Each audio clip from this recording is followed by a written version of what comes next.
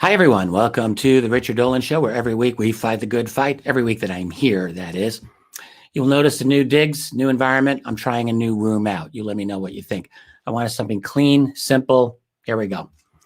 Now, before I get started on my theme for tonight,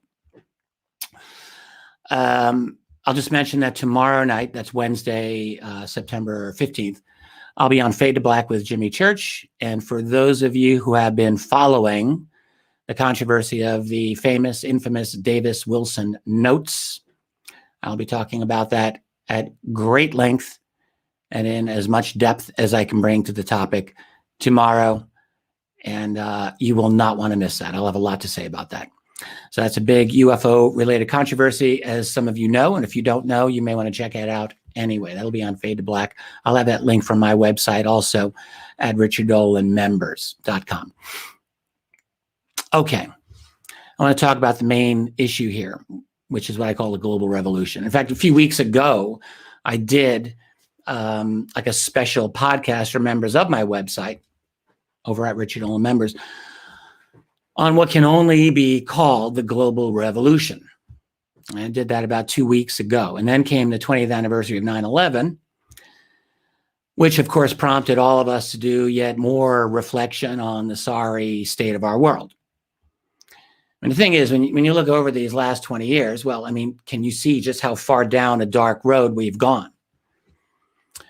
So let me talk about 9/11 first. You know, this used to be something that I went over many, many times in the early years. I mean, how could you not?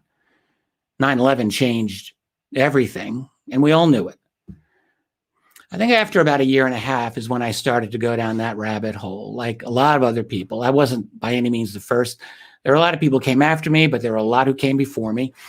For me, it was the researcher David Ray Griffin who started me out on that, especially his book called The New Pearl Harbor. Great book on that. Asked a lot of very important questions. Didn't have a lot of answers, but he had good questions. And yeah, so from that point, I spent a tremendous amount of time on 9/11 for quite a few years. I think for many of us who had that experience, 9/11 was the ultimate radicalizing element in our education. It was for me, that and UFOs. But with 9/11, there were just so many things that were wrong. And actually, before I get into some of those things, because I will,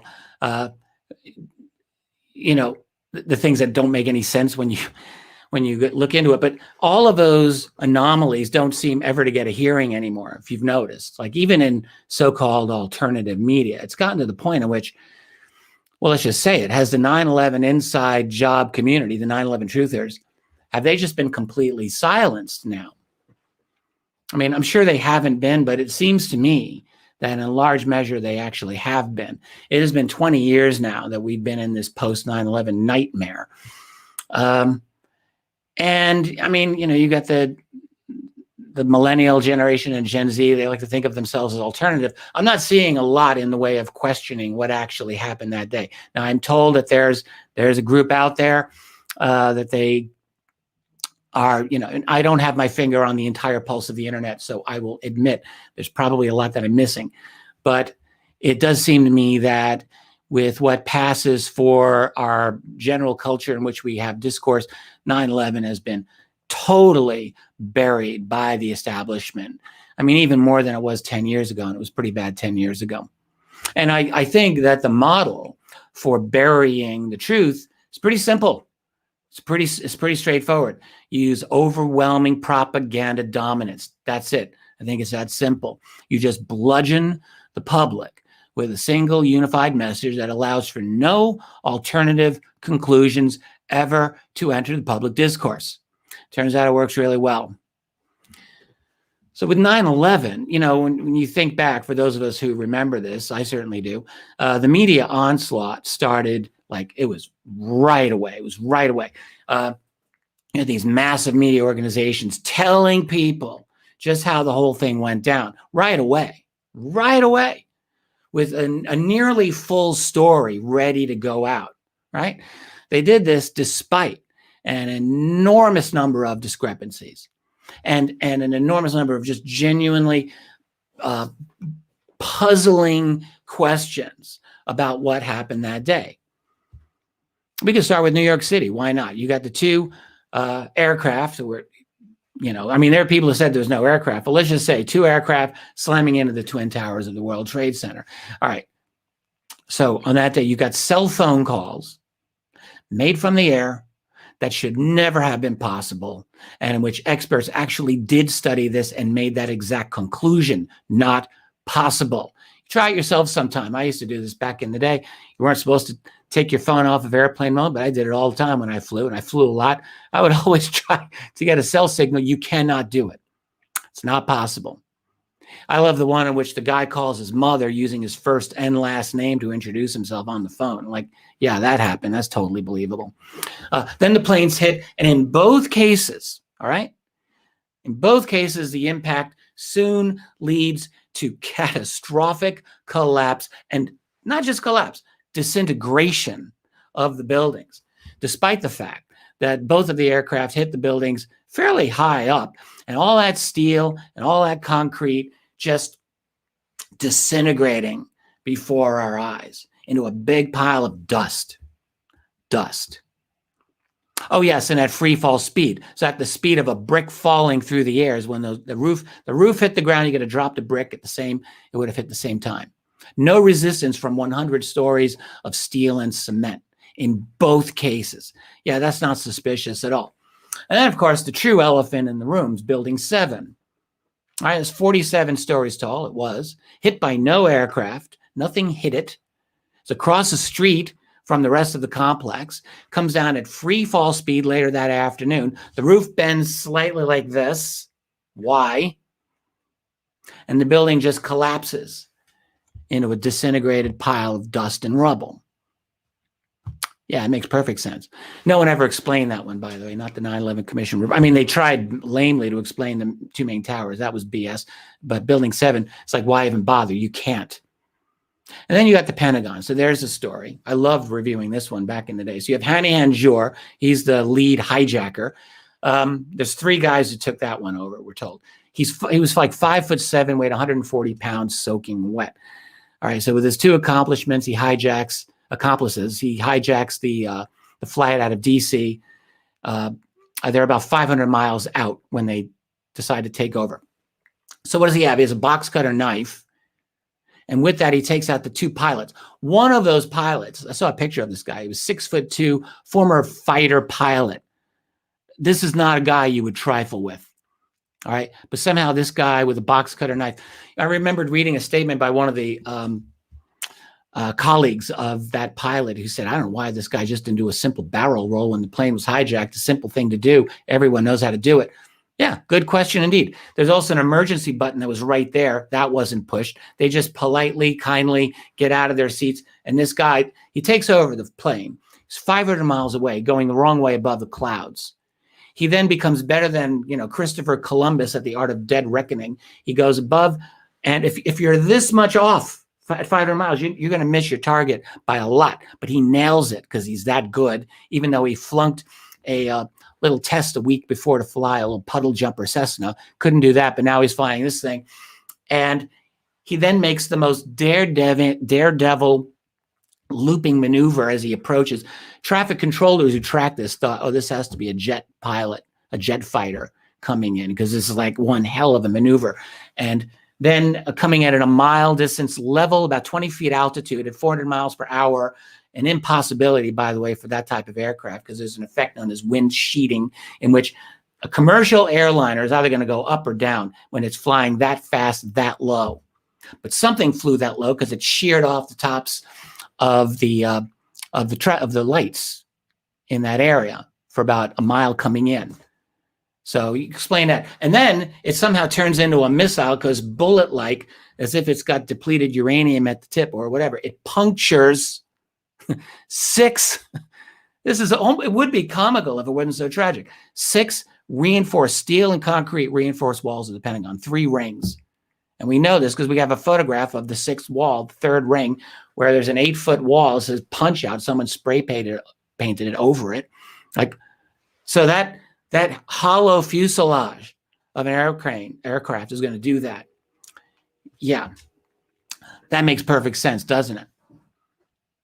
Like we're being told to believe that this hollow tube was strong enough and dense enough to puncture all of those levels of concrete and steel, you know. Oh yeah, and of course, let me go back to New York City, because I just remembered, you got the pristine terrorist passports found in the streets of Lower Manhattan, or at least one of them, amid the debris. Yeah, thanks for that bit of evidence. You know, I mean, just ridiculous. And then you go to Shanksville, Pennsylvania. So in the case of New York City and DC, those aircraft were powerful enough and dense enough to go and just crush and destroy on impact those powerful buildings, right? But the one in Shanksville, same type of aircraft, just disintegrates. Where is that plane? No one's ever seen it. You have one picture of a sheriff and his deputies looking at a hole in the ground with, where's the plane? Where's the people? Where's all the stuff? Never seen it. Did it just completely disintegrate on impact? If that did, then why did the other planes not disintegrate when they slammed into the Pentagon, for God's sake, or even the World Trade Center? Yeah, it's, you know, these are questions that are legitimate questions that we were not allowed to get into the public domain, because that was conspiracy theorizing, and that's considered wrong. And that's, you know, you could just keep going on this. You know, let's not forget the beyond inexplicable non-response of the United States air defense that day. I mean, that's inexplicable, right? That's beyond inexplicable. For decades, for 40 years prior to that, there had been specific procedures in place to deal with hijacked airliners, which, by the way, were changed in June of 2001 by Secretary of Defense Donald Rumsfeld. So none of those procedures were implemented that day, and so on and on and on and on and on. All right. And none, or basically none, of those or countless other discrepancies. I just gave a sliver here, okay? There's much more. Those discrepancies about 9/11, none of them ever got a fair mainstream audience. I mean, honestly, we can complain about this, but how could the mainstream establishment, corporate, politically controlled media ever? Like, you got a media that's totally captured by the intelligence and financial community, all right? It was and is an essential tool of public control. You can't have a mainstream corporate controlled media empire sanctioning questions about one of the most important events in modern history. Can you imagine what would have happened? This is an event that prompted a worldwide national security revolution at the time. So can you imagine 2 years into that, some person in the mainstream media is like, wow, you know, the argument for some inside job with 9/11 is a pretty good argument. Yeah, the whole world was committed. The elites of our world, I should say, were committed to hosing the world public on this. Like they couldn't go back. They could not go back, and they could not allow their controlled media ever to ask questions. And this is why we've been in this enforced fictional reality ever since. You know, you are expected to just be lied to, and you're expected to accept the lie as if, yeah, no big deal. You know, the event that transformed our world and began the process of stripping our rights away, which is continuing and accelerating now, and I will get into that in a moment. But we're just supposed to roll over and just, you know, and just take it. You know, back in the aftermath of 9/11, I argued that that 9/11 was seen as necessary by our global elites for several reasons. And yeah, we do have global elites. Like, we have them. They meet at Davos. They meet at the annual Bilderberg meetings. Like, they exist. No one elected them. They've got the money. They got the power. They're the puppet masters. They run the show, and they decide our fate. They do. All right. But anyway, so they decided that 9/11 had to happen. Why? Well, this is what I believe why. I think the main reason being that they realized, okay, that we are moving into a digital age that they believed allowed for and actually required greater control over people, not less control, greater.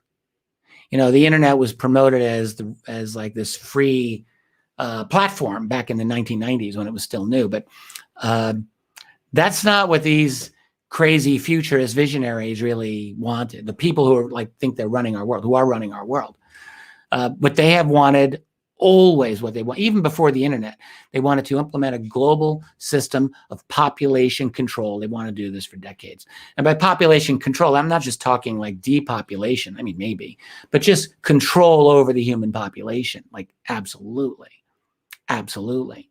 Since the end of the Cold War in the early 1990s, which that coincided with the spread of the internet, okay? So you have these two major things happening in the 1990s, and that allowed for the emergence of a new world of possibilities for them. Do not ever doubt the ambition of crazed futurists who truly believe in remaking human civilization and the human race itself to conform with their own Frankenstein-like visions of perfection as they see it. Ultimately, they truly believe that there is too much freedom in this world. They believed it then, they believe it now. And that first decade of the internet, those 1990s, that was a wild decade when you look back on it. That was really the birth of alternative culture and alternative news. And it posed a genuine threat to the control of that world of theirs. You know, the old world. I'm not one of these people who believe that the internet was always designed to control the world population. I think it was early on decided that it must be used for that. But I do believe that the internet was one of these things that was not fully predictable, and in which it got out and it became clear, even by the late 1980s, that this was a realm of tremendous freedom.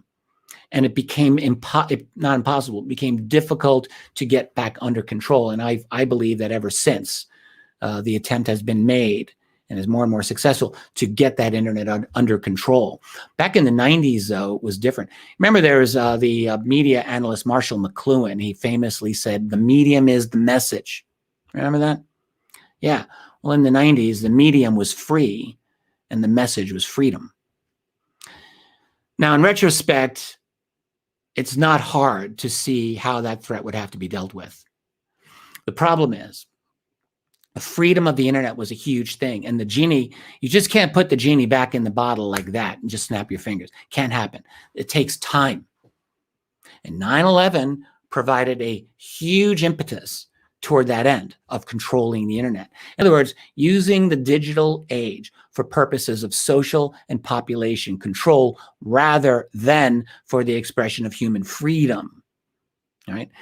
In hindsight, we look back, it's very easy to see this now. That's been the goal. It's always been the goal. Control the population. But getting control over it has been like almost trying to wrestle like a big, powerful, cumbersome bear.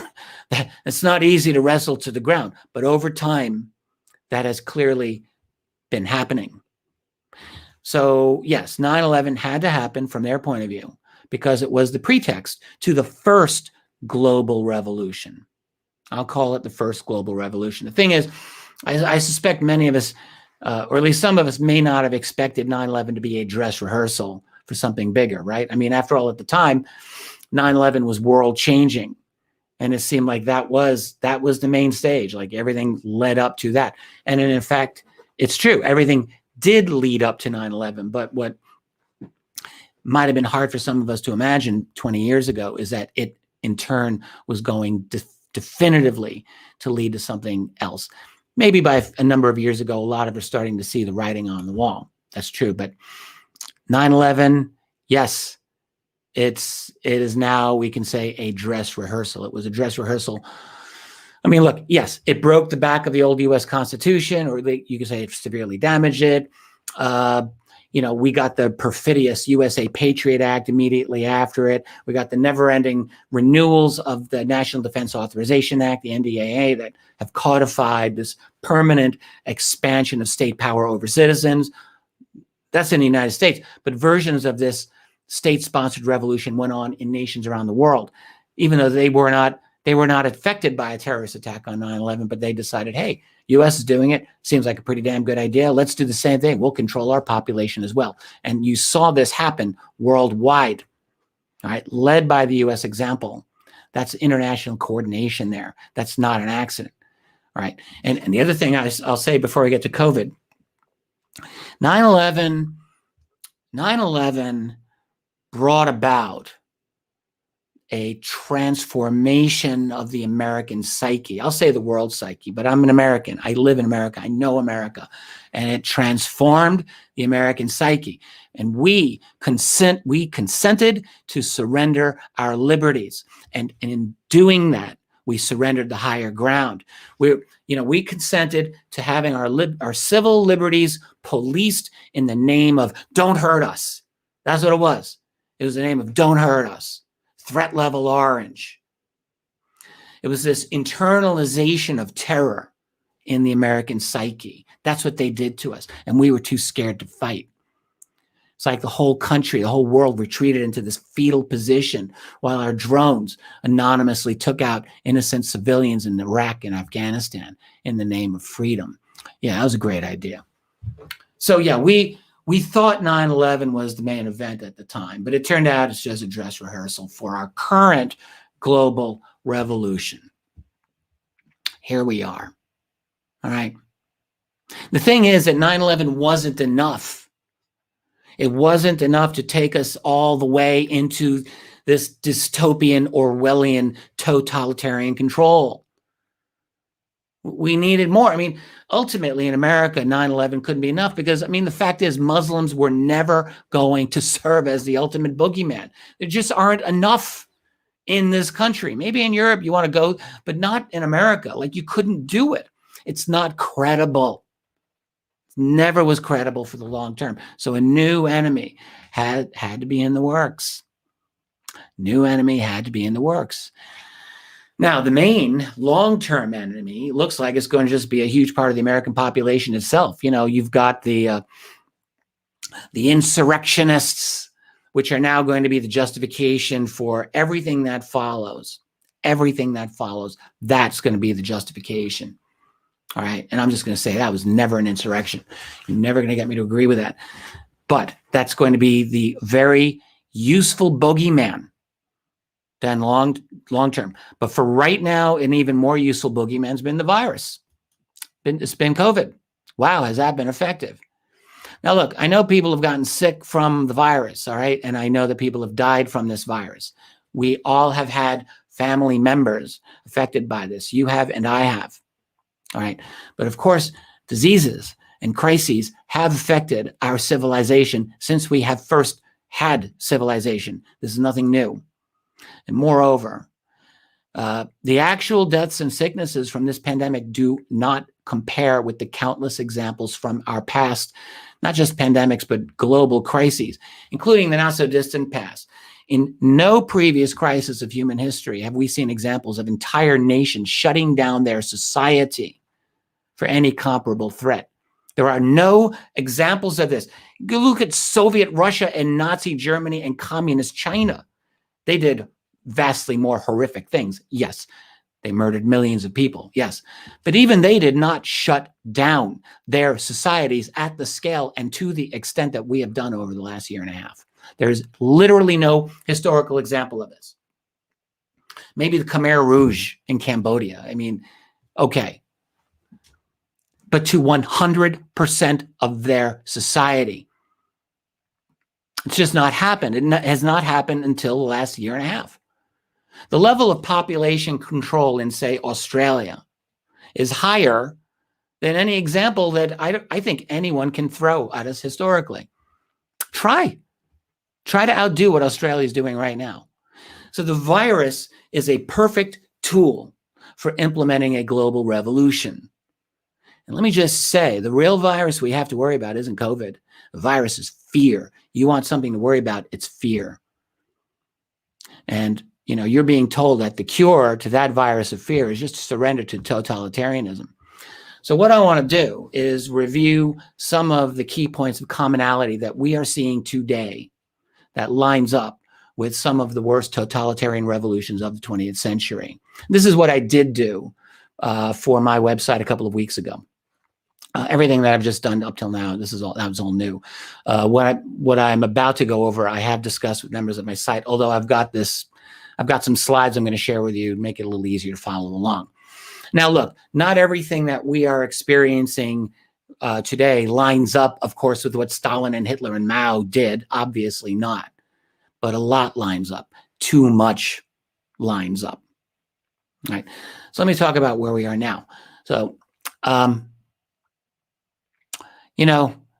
Tracy Chapman, who I was a big fan of like 30 years ago, had a great song called Talking About a Revolution. It's a cool song, but that's not the revolution that we're talking about here. All right.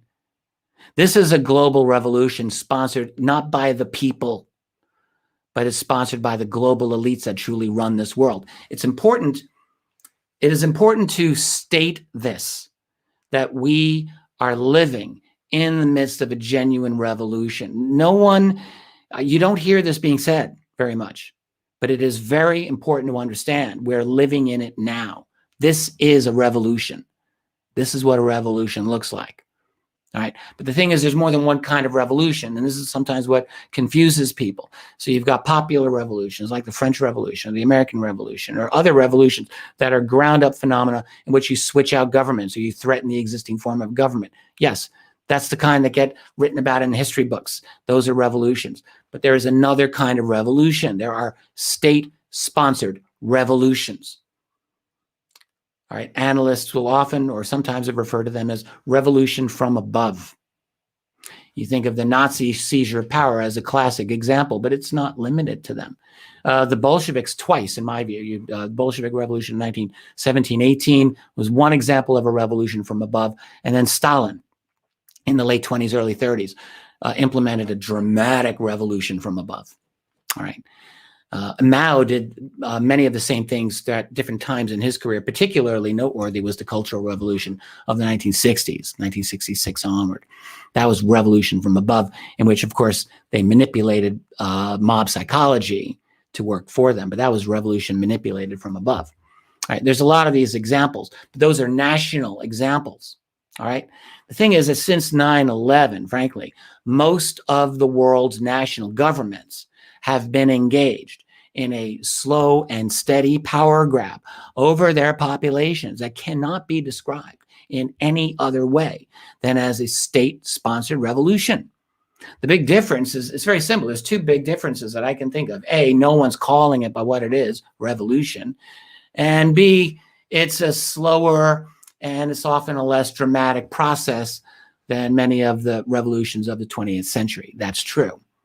All right. Like you think of the Bolsheviks of 1917, you think of the Italian fascists of the early 20s, you think of the Nazis of the 30s or the Chinese communists of the 40s and 50s. And a lot of these others, what you see in those are mostly men with guns who engaged in like mass executions, forced displacement of entire populations. Basically, they put the revolution in your face. They told you it was a revolution. People were like, yep, this is a revolution. And that's how it's described in history books. And that's not happening this time. Like that level of violence, no, that's not happening. Not what those nations experience, no. All right. And so I think people are sometimes inclined to miss it. Now, actually, I do think a lot of people do see this clearly enough. I think a lot of you listening probably do. So let's just say the chattering classes, the dumb journalists, the media personalities who are working for the establishment that's pushing this all through. They, of course, never state the obvious, but this is what is happening. You know. So anyway, when I did this a few weeks ago for my site, it was I tried to compare what's happening today with some of these national revolutions of the past. So. I'm going to share a couple of slides that I just put together today, just discussing what are some of the main changes we've been dealing with for the past 18 months. Let me pull this up. So I didn't go through any of my library. I didn't go through any books when I put this together. This is just my own thoughts on what you see with the classic totalitarian revolutions. I came to four basic things. I will gladly want to know what some of you think I'm missing. I'm probably missing, I may be missing something totally obvious. Put it down in the comments or in the chat, whatever. But a massive expansion of state power, that's a no-brainer. Definite control over information, which I'm lumping together with psychological warfare. It's kind of the same thing. It's like controlling your mind. It's getting into your head and controlling the information that comes to you. 3, destruction of the individual. Very important. And then 4, money. wealth transfer to the top, and the ensuing loss of economic freedom for a lot of other people. Not for everyone. There's always winners as well as losers in that, but yeah, so let me go through each one of those one at a time. So let's talk about the expansion of state power. You've got, and this, I've just, honestly, I just tossed this off. There's so much I know I'm missing here. But the travel restrictions, domestic and international, I mean, that's right out of a totalitarian playbook. All right? Right out of it. Overt GPS and tracking population. Like, I mean, everyone by now has heard of the nasty Australian law that's got you tracked to within a mile or two of your home. And when you fail to, they call your phone, they contact your phone, they message you, and like you've got a face recognition that to prove to them that you are near your home. Like, and they're just doing this. That's just one example. I read an article where Italian beaches, they're putting in drones to monitor your temperature. I don't know how they can do this on the beach so that you don't have a fever remotely. Like, okay, is that true? I read this. Insanity. If that's not true, then something else is going to be true. Like the tracking of the population is out of control. It's beyond anything we could have imagined 2 years ago. Radical expansion of police powers in every way, shape, and form. I'm not even going to go into these details. We all know this is happening. And then the vaccines. It's one thing to be pro or anti-vaccination, but when you are forcing or legally coercing or economically coercing people to get a needle jabbed into their arm with significant legal and financial repercussions over someone's freedom of conscience, that's totalitarianism. There's no way to get around that. You want to justify it in the name of safety, be my guest, but know what you're doing. And you're choosing safety over freedom. And that is the first, that, by the way, that's one of the popular things that totalitarian regimes always do, which I'll get to that in a moment. Safety over freedom. I don't know if I wrote that here or in a later slide, but that's a big thing. Let me talk about information control and psych warfare. These are just, again, a few things that I just thought of. Emphasis of the group over the individual. Oh yeah, and here we go, safety over freedom. Absolutely. Get inside your head. It's all about the group, not about the individual. It's all about safety, not about freedom.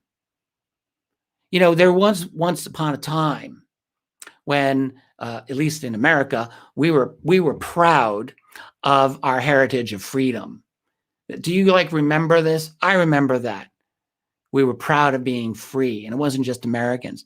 It was the Western tradition. It was Canadians. It was Aussies. It was the French. It was the Brits. It was everyone in Europe. It was a lot of other people. They were proud of being free. We used to have the expression, question authority. Yeah. All right. So what happens is when you get a psychological warfare campaign against you that says, you don't matter. It's all about the group. Your freedom doesn't matter. It's all about safety. Yeah, you better be very careful and get ready to run, because that's a bad sign. All right. Another thing, censorship, no brainer. That's obvious. We see that all around us everywhere. I am quite sure YouTube's going to go wave the finger wagging, schoolmarm nanny, sanctimonious safety thing at me and probably demonetize, or who knows, maybe they'll pull this. Whatever. I don't care anymore. I've stopped caring. That's the truth. This is too much. It's too much. And we just have to defend. We've got to defend this freedom that we have, which is such a precious gift. Let me go on. Attack on dissenters, including academicians and intellectuals. You see this in all totalitarian regimes, and we're seeing it here. We see it with the person on the street, dissenter, but you also see it with some of the most elite, intellectual, responsible people out there, and they're getting slammed. They're getting deplatformed. They're getting silenced. They're getting their careers often destroyed by not getting in line with the evisceration of their rights and of your rights. That's right. The creation of a climate of fear. That's not just the government. That's the government working closely with the media, which lives and thrives on your fear. They want you to be afraid. And totalitarian regimes want to frighten you, because where do you go running for protection? You go running to the state for protection, obviously. And here I mentioned this: state collaboration with corporate and media to propagandize the population. That's a straight up totalitarian tactic. And we are seeing that globally. We're seeing governments and major media hand in glove working together to get into your head and to change your opinions if you don't have the right opinions, and to demonize you and dehumanize you, all dissenters, and the creation of domestic enemies. We're seeing that. That's very important to fascist and communist totalitarian governments. Very important. You have to have an ongoing domestic enemy so that you've got a reason to slam down that lid on people if you want to control them. And here's something that we don't talk about enough as well, but this is very important: the creation of learned helplessness and what's called the bystander effect. In other words, it's very easy when you see all of this awful stuff coming at us, right? How do so many people react? They don't know how to react. It's understandable. They throw up their hands, are like, this is just messed up. What do I do? They don't know what to do. It's understandable. Like, I get it. Some people will drink, they'll do drugs, they'll play video games, they'll just zone out. They'll zone out with whatever, because thinking about the truth that's in front of you is too painful. It's too difficult. It's too scary. So it's a lot easier. You just retreat. Now, the problem with that, like, it's understandable, but the problem with that is that it allows for what is happening to go unimpeded, and it makes it easier for them. And it makes it harder for you then finally to switch gears and to go into resistance mode, like real resistance, not hashtag resistance, but like the real thing. I'm going to talk about that before I wrap this up. And then the slogans. You see this with false flags. You see this with totalitarianisms. Now it's, trust the science. The old one was flatten the curve. That didn't last too long. But slogans are big. Slogans don't just happen out of the blue, by the way. All right. They sound like they come from a Madison Avenue boardroom for a reason, because they come out of very, very intelligent meetings where people figure this stuff out and they throw those slogans out there because they're very effective for population manipulation and mind control. All right. So that's information control and psych warfare. I'm sure they're missing a lot. Then let's talk about the destruction of the individual. That means the destruction of you and me. How do they do that? Well, a lot of totalitarian regimes have done this. You shut down social life and social activities. That's one very critical way. You separate people. You keep them isolated. You keep them atomized from each other so they don't talk to each other eye to eye, face to face, don't shake hands. You don't deal with other human beings the way that you're supposed to deal with them, which is in person. So you separate it out in your own little living room, in front of your own little laptop, in your own little device. Yeah, that's what they do. Closing off a huge number of businesses and public spaces, as a way to atomize people, to keep us separate, Then there's the masking. Can we please have enough of this nonsense? There is no reason on earth, there is no science, there's no logic to saying you're out in the middle of a sunny day and you got a mask on your face. Where is your science? Why? Why are you doing this? Are you making a political statement like, I'm here to support the regime? That's what it seems like. There's zero science to support that position. It's sunshine. The virus doesn't like sunshine. We all know this. The virus doesn't like fresh air. We all know this. Why are you wearing a mask in the middle of a sunny day in the parking lot when you come out or go in, or not even going into a store? You're walking on the sidewalk and you're just walking. You got a mask on your face when the sun is shining, and you're doing this to your kid? Think about the psychological harm that is being done to young people. They're going into these schools. They don't need these masks. They're wearing these masks in school. Child needs to have eye contact and needs to be able to read a human face for proper psychological development, or you're going to mess this kid up. Like, that's how we're designed. We're designed to read other people. We're designed to have eye contact, and we are destroying. There will be a day, and There will be a day, you mark my words, when we look back at the criminality of what we've done to this entire generation of young people. Yeah, that's for the future, hopefully not too distant a future. The thing is, when you isolate and psychologically damage an entire population, it's a lot easier to control them. It's a lot easier to control them. So, yes, destruction of the individual. I'm sure I'm leaving things out here. Further comments in below, I'd like to know. And then finally, and again, I'm skimming the surface here, all right? I'm skimming the surface. Wealth transfer and the loss of economic freedom. Yeah, this is a very significant thing that you see with totalitarian revolutions.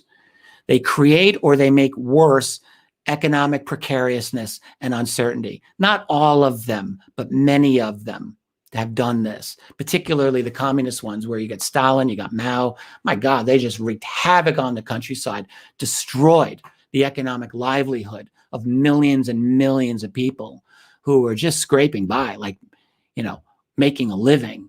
And that was destroyed. That was destroyed. You create a society of economic uncertainty, all right? And that plays into their hands. That actually does.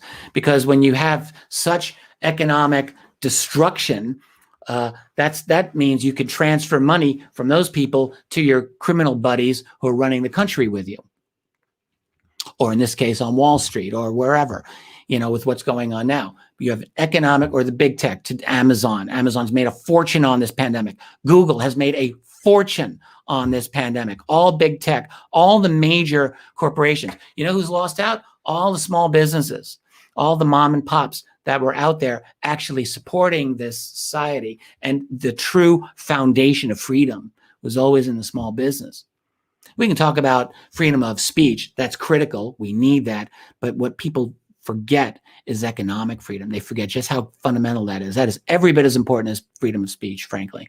Because if you do not have the freedom to decide your own financial future, then what good is anything else?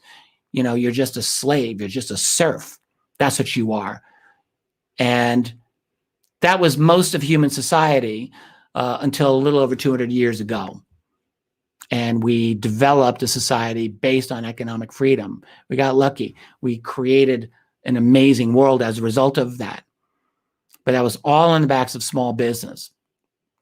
And those are being destroyed. The estimate that I keep hearing is that 50% of all the businesses that have that have shuttered their doors during the pandemic will probably not reopen. And maybe more than half will, but a lot are going to be lost. And who do you think is going to win? It's the major economic powers, obviously, that are going to win out, the major economic entities. So that's what we're seeing. And that, you know, the reason we get confused by this, and the reason we don't all understand, is because when we think of totalitarian, we think of fascism, we think of the 1930s, we think of Hitler, we think of the brown shirts and the parades and the flags. It doesn't work like that anymore. That's not what fascism or totalitarian communism is going to look like. It doesn't look like Stalin. It doesn't look like Hitler. It's not going to look like Mao. All right, we're not in those worlds anymore. We're not in the 1930s and 40s. We're in the 21st century. The world it's going to look different. All right. But here's the thing. The end game with all totalitarian revolutions is the acquisition of centralized power for a small elite. That's in common. That's all of them. All right? They take control over the levers of state power. They are unwilling to stand criticism and dissent. That's all common, and that we are seeing that here just as people saw it in the 1930s. Now, here's something that's different. So I mentioned one difference is that it's less violent. Okay, it's less overtly violent. You don't see the guys with the guns breaking into people's homes, maybe yet. You could see it. I'll tell you why in a moment. But we're not seeing that now. But the breathtaking difference between what we are seeing now and the national revolutions of the 20th century is in one word: global. It is global. This is a worldwide revolutionary moment. All right. This has never happened before. Even the 9/11 revolution was not as significant as what we're seeing now. 9/11 was a practice, like a dry run. So there was coordination with national laws being enacted after 9/11. Yes, that's right. All right. But what we're seeing now is, I mean, you look at, where is the coordination coming from? I look at the British Commonwealth nations. So you got UK, Canada, Australia, New Zealand. Good Lord. Those 4 countries are an abomination now. They are, what other word can you say? The wealthy English-speaking world was always they considered themselves and others looked to them as the leaders of freedom in the world, along with France. We'll throw France in there because they had their revolutions. And France isn't exactly the same thing. You got these 4 Commonwealth nations, UK, Canada, Australia, New Zealand. What is going on with them? They are trying to outdo each other in going full-on totalitarian. Australia is winning, but Canada's doing everything possible to stay in the running, as is New Zealand, as is the UK. You're going to tell me that there's no coordination there? All right. And France and all the others. And the US, the only reason the US is not quite in the lead is because we have a federal system by which we've got states that some of them are resisting all of this. It's the only reason. All right. And we have a Bill of Rights. We have a Constitution in the United States that actually has enshrined the rights of people to enough of an extent that it's more difficult to erode them because they are enshrined in our history and our tradition because we fought a revolution to get those rights. So it's a little more difficult, but it's happening here too, But where did the coordination come from? I mean, it's not that difficult to figure this out. World Economic Forum, Davos, Klaus Schwab, the whole Great Reset. Like, that's not a conspiracy theory. We know this is not a conspiracy theory. This is real. There is a Great Reset going on. They're talking about it. They're open about it. So there's Davos. There's the Bilderberg meetings. Don't forget those. This is the unelected masters of our universe. They run the show. All right. So the most important thing here is that you've got a small group of people who get together behind closed doors, who plan our demise and our control. It's COVID today, but it's really not COVID. It's the vaccine today, but it's not the vaccine. It's not anything specific. You know what it's about? It's about our surrender. That's what this is about. It just takes one generation to strip away our societal knowledge, our cultural heritage. Doesn't take much. Since the internet has started, right? People have been getting rid of books. All the hard copies going away. Everything's going digital. We deleted our humanities, which is literally the thing that's humanized us. Those are gone. So many millions of people are living online. What if that goes away? It can now. The control, the ability exists. And if it doesn't go away totally, it can just be managed. It can be rewritten, just like in 1984. And just rewrite the past, which we see going on anyway. Remember Eisenhower's great farewell speech, where he talks about the dangers of a military-industrial complex and the dangers to democratic life, democratic dream. What would Ike say or think if he saw the dystopia, the hellscape that we are creating for ourselves in this world, the destruction of that freedom that I know he cherished, that he believed in? What would he think? Well, with all of that, you have to, and I have to keep our chin up. Why? Well, the most important gift we have is free will. You have free will. You have the right to the sanctity of your own conscience. Don't give it up. Value your freedom. Reject passivity.